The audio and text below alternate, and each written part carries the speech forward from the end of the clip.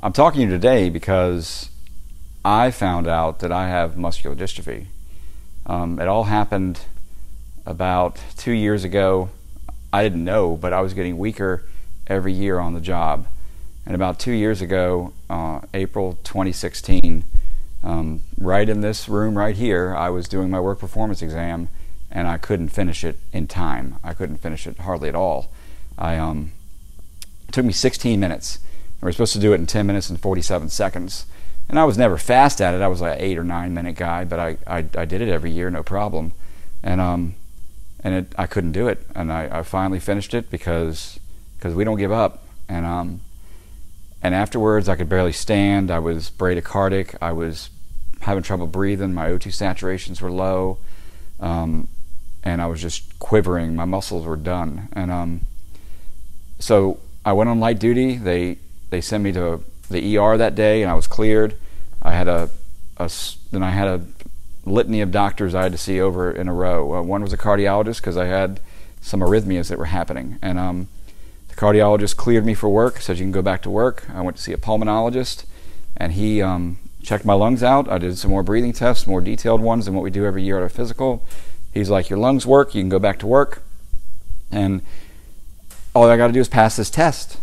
So I exercised relentlessly all the time.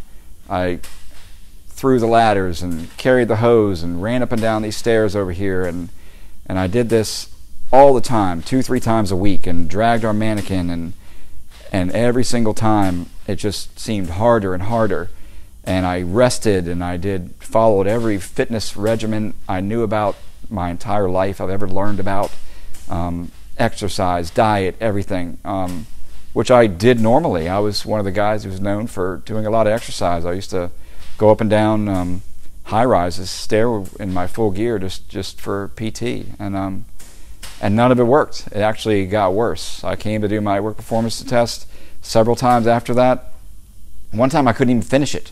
I couldn't raise the ladder, which was the first part. I carried it and I couldn't get it above my head, which was a big clue that something's wrong with my muscles. But we didn't know. So they sent me to an infectious disease doctor. Maybe he's got Lyme's disease. And I don't know if you've ever gone down that road, but everyone sort of has Lyme's disease, or the testing isn't exact. So they treated me for Lyme's disease for 3 or 6 months. And then afterwards, they're like, well, you don't have Lyme's disease. You can go back to work. Then a neurologist was on the list I needed to see. I was cleared to go back to work, but I couldn't pass the test. So I went to a neurologist in Reston, Virginia, and he did some tests, and he did a physical exam, and he looked at me and I said, what do you think? And he goes, I think you came to the right place. And I was like, whoa, okay. He said, but we need to do some more stuff. So that started in the spring of 2017, a series of tests that I ended up at Johns Hopkins and with a muscle biopsy or two, and it came back that I've got muscular dystrophy. I don't know which type yet, but it's definite for muscular dystrophy. So that's why I'm talking to you today. I just want you to know that you're raising money for more than, as noble a cause as MDA is, you're raising money for your brothers and sisters, because I never knew that I'd be on the other side of this.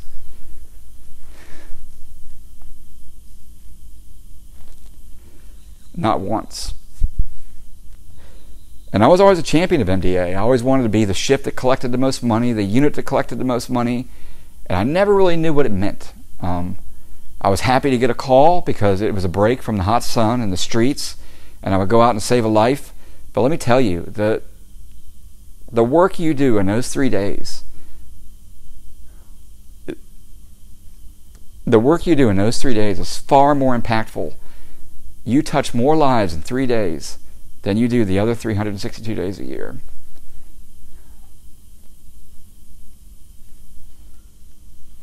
And I can tell you that honestly, because I've been on both sides of this. And MDA has saved me thousands of dollars so far.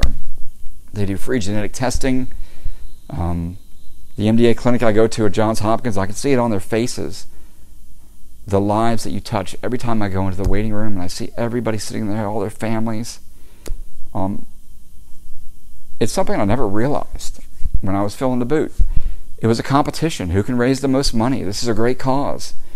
But let me tell you, it is an amazing cause. And you're doing it for the families, for the kids, and you're doing it for each other.